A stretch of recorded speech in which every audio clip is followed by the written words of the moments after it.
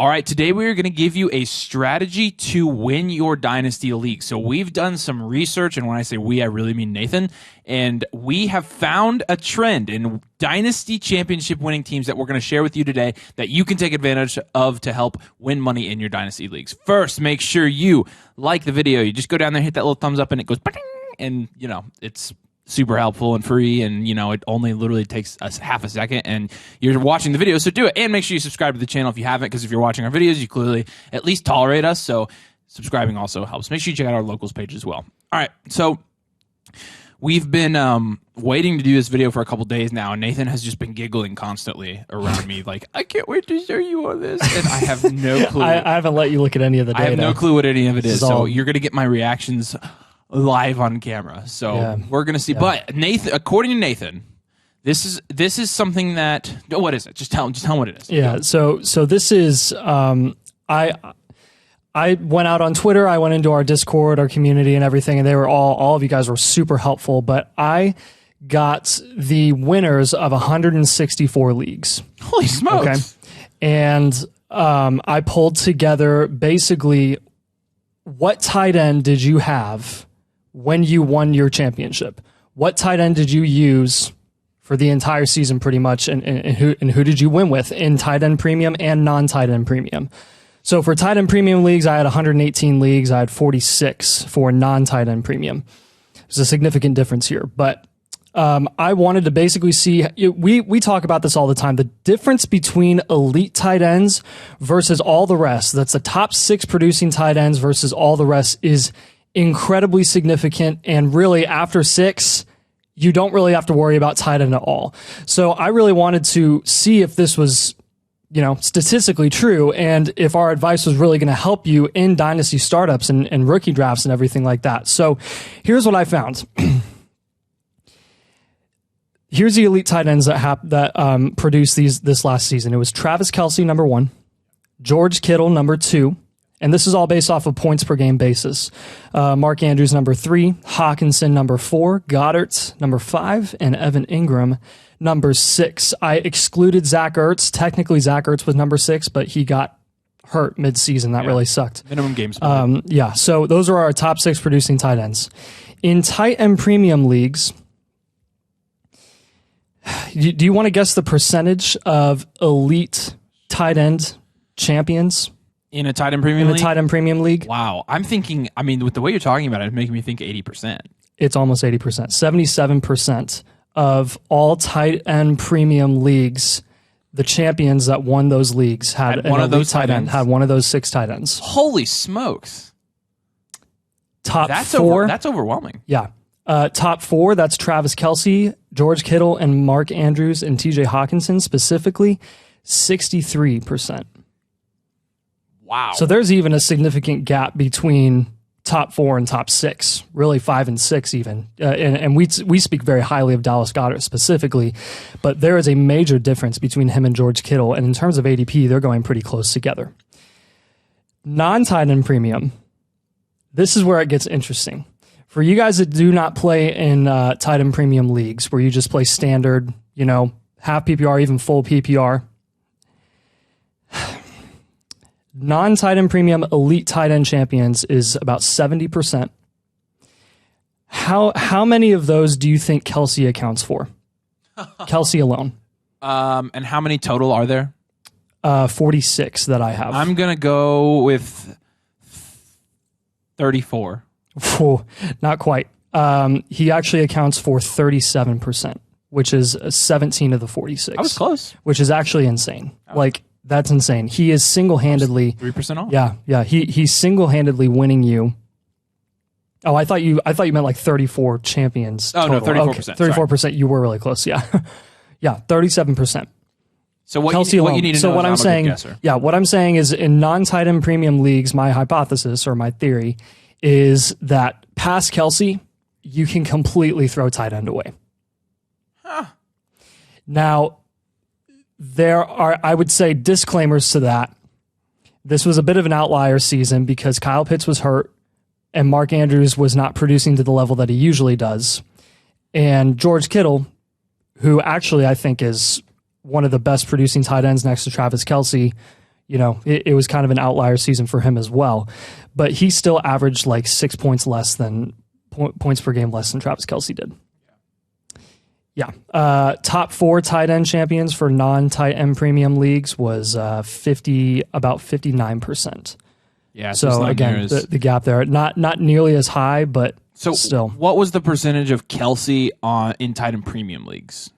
In tight end premium leagues, it was 18.6%. Yeah. So it's pretty clear that in a tight end premium league, it's a lot more balanced. Yeah. So yes. Like that's why I would always recommend playing in tight end premium if you even think if you think tight ends are valuable and you want to start a significant number of them, like tight end premium is going to be the way to go if you want them to really have any sort of relevance past Travis Kelce, honestly. Okay. Do you know who is right behind George Kittle in my sample size of 118 leagues in tight end premium? So it was Travis Kelce and then George Kittle. George Kittle had 20 of those 118. Travis Kelce had 22. So dang, that was close. And then who's third? TJ Hawkinson, 17. So that's pretty even. So you know what this means for me? I think George Kittle is a screaming buy. Oh, absolutely. We've said he's a buy. Yes. But that's just proof right there. In tight end premium leagues, if you're winning with George Kittle as much as you are with Travis Kelce once you get to the championship, like that shows you how valuable George Kittle really can be. And he's going multiple rounds after Travis Kelce, as you're not having to pay nearly as much as you are for Kelce. And obviously you're getting a production hit from that, but George Kittle's game-to-game ceiling is just as high as Travis Kelce's is. He will have some games where he busts or doesn't do as well, but he absolutely has the ceiling to score 40 to 45 points in a game. And that will win you a championship. What was Goddard in the tight end premium leagues? 11. So here's what I'm thinking. After Goddard is the next few are Ingram. Waller had 4. Ingram and Waller had 5 and 4. So those are all ones that got carried by other players. It's really the top 5. So let's go through and analyze this a little bit. So Kelce's going in the 3rd round of Dynasty tight end premium startups. Correct. Kittle is going like in the 6th or 7th round at times, which is ridiculous. I'll pull up our most recent mock draft. Andrews is going like 3rd, 4th round right now, which is funny because, with Mark Andrews, there are a lot of people that are saying that points per game wise, he obviously still did okay last year. A lot of people saying that he's a bad pick. I mean, it came out today that, so Odell Beckham signed with the Ravens today, but who was recruiting him there? To the Ravens? Who? Lamar. Like public knowledge, no joke. I think there's recruiting Odell. I think there's still a very good chance he ends up back on the Ravens. That's been the talk. I've looked into it a lot today, which would be hilarious because I told you that like 9 months ago. But I don't think he recruited Odell. Yeah, he did. Nathan. I'll tell you about it later. It's unrelated to the video. No, he definitely did. It's proven. And my point is with Mark Andrews, proven by who? You might be Lamar's Instagram page. Interesting. He literally admitted it. Oh, okay, cool. So when I'm thinking about Mark Andrews could be a really nice buy low if Lamar goes back there. Obviously, with the different office, with Greg Roman not being there anymore, it's going to look a little bit different for Mark Andrews in terms of how he's getting his production. But if Lamar Jackson comes back, that's obviously not going to hurt Mark Andrews' stock. And people are calling Mark Andrews a bad pick right now. TJ Hawkinson, you're still getting at the end of the 4th, early 5th round. Who is the other one? Dallas Goedert, you're still getting in the 6th and 7th round. So there's a pretty easy action plan from this data. I'm not going to have a single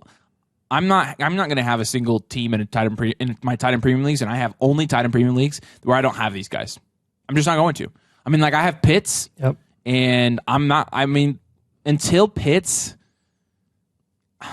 gets back, I'd rather have one of these guys. Like, we're trying to win. Like, I can have TJ Hawkinson, who is worth less than Pitts, but he's scoring at a rate where he's winning you as many championships as Travis Kelce and as George Kittle. Yep. So at that point, why not just pass up on Pitts and get the cheaper option, who gives you just as good of a chance once you make the playoffs to win the championship?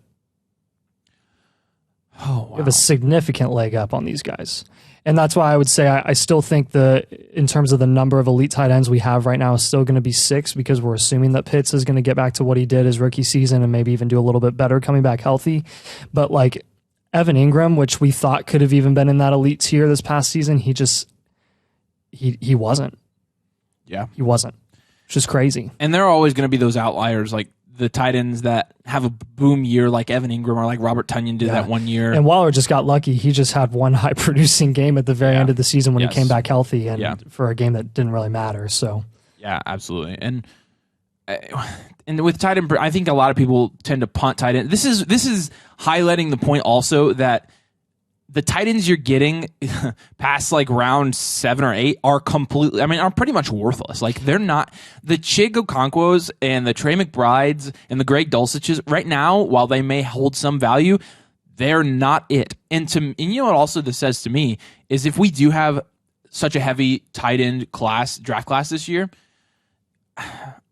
it's going to be worth even more taking a shot on one of these guys and hoping that they boom like these guys. Now, obviously, that's going to most of the time take a couple of years. However, like if there was ever a year that a tight end could come in and make an immediate impact from a production standpoint, it would be this year because there are multiple guys that are super talented and there are tons of teams that need a tight end.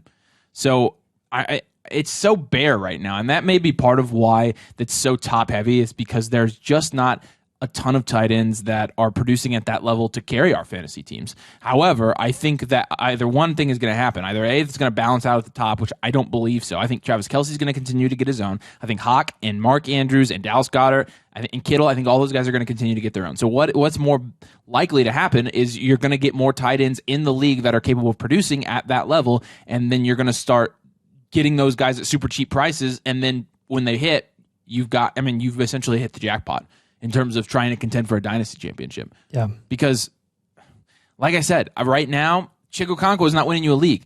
And we know that's true because right now, Dalton Schultz isn't winning you a league. Because right now, Darren Waller is not winning you a league. I mean, there are countless of Pat Freiermuth. Pat Freiermuth is not on that list, guys. Pat Freiermuth is maybe he is one of the worst picks in a dynasty startup I can think of. Not because he's not good and not because I don't like him, but because you are literally spending a 7th, 8th round pick where you can get either a difference maker from a production standpoint, like outside of tight end, or B, you can get a rookie there that's like almost guaranteed to increase in value. You're still getting a lot of young wide receivers there in that 7th, 8th round, but instead we're spending our pick on Pat Freiermuth, who is going to produce at a mid-level and continue to produce at a mid-level until he actually breaks out to be like an elite producer. We're wasting 3 years of development on either a young player or 3 years of production from a veteran. He didn't even crack 10 points per game this past season. How many of those were Pat Freiermuth in the tight end premium leagues? 5. Dalton Schultz has 6. What's 5 divided by, was it 100 and how many of them? 118 in tight end premium. So, yeah, 4.2% or something like that, right? You're right on 4.2%. So, I'm a genius, dude. I know. I'm just kidding. I'm an idiot. But Pat Freiermuth's not winning you leagues. Why roster Pat Freiermuth? You have this is for real, guys. You have just as good a chance at winning your championship with Taysom Hill, who you can get off waivers, as you do when you draft a tight end in the 11th round. Yeah. As in investing in Dawson Knox. In that range? Remember when Dawson Knox was supposed to be some elite tight end that was going to be one of the most relevant ever? Remember when Dynasty Domain said he wasn't going to be? Out of the 118, he won 1. That's my favorite stat of the day. Because that's a year-old take that we got trashed for, and that was like the original take we got trashed for. Yeah. It's funny how things come full circle on that. So, yeah, look. Obviously, if you don't play in a tight end premium league, go play in a tight end premium league, first of all. It makes it a lot more balanced, and you saw that in our data. But if you do, here's my advice. Look, and I tried to do this last year. I shot my shot, and I traded Pat Freiermuth in a second for Darren Waller. And because I thought Darren Waller would produce like this. Unfortunately, he didn't, and I missed. So now what I'm going to do is I'm going to go take my Pat Freiermuth, I'm going to take my Dalton Schultz, I'm going to take my whoever, and I'm going to put a second, or even take Chig in a first, and I'm going to go get one of these guys. Yeah, I mean that's what you should be doing in your dynasty league trade. Yeah, and I'm really curious what you guys think about it in the comments. If you want to crap on us, do it respectfully. But I am definitely curious to see like your guys' experience in your leagues, because I'm sure you have some outliers here and there. There are definitely some tight end premium leagues where some of the champions were irrelevant tight ends, but that's kind of the point that we're making. And I know this data is very zeroed in specifically just on championship league winners. That doesn't really account for what are the teams that are making the playoffs, what tight ends do they have, and what about the ones that, Goddard was a top 6 tight end, but he just a lot of this is just dependent on what did they do week 17, which is why someone like Darren Waller is just going to be an outlier. So I see that there's some flaws in this analysis here, but that wasn't exactly the point to make it flawless. It was just to make the point that there is clearly such a difference between the top 6 and the rest of the field. I don't know how you could gripe about. And a non-tight end premium, guys, like I'm serious. In your regular boring fantasy leagues, like, forget tight end if you're not getting Kelsey. Forget it. Shoot your shot on a receiver or a running back, because you literally have a better chance at them hitting than you actually having success or advantageous success with one of the guys you're taking in the 7th, 8th round. I will disagree on this. I don't think you can have a gripe with this. This is data collected from 164 championship winning teams. That's my biggest argument. That's enough to prove a hypothesis like that. It is. That's a large enough sample size to eliminate outliers and actually establish trends. It just is. So I don't think nobody should be upset. This is just a findings video and we're presenting them. But honestly, like, there's some pretty clear action points from this. Go do them. And if you don't want to, then don't. But I mean, we gave you some data that suggests that it actually is going to make a difference. So I think it'd be beneficial for you and your dynasty team to go get these guys in your leagues. Especially Kittle. Especially the ones that are the best values right now, like George Kittle and Dallas Goedert. Honestly, like, if he were to stay healthy, he would have been on the top of that list too. You're right. You're right. All right. Make sure you like the video. Short one. Make sure you subscribe to the channel. We've got all kinds of content coming out all the time here at Dynasty Domain, and we really appreciate your support, and we'd love for you to join the community, so make sure you subscribe. As always, we appreciate you watching. Thanks for joining us. We'll see you later.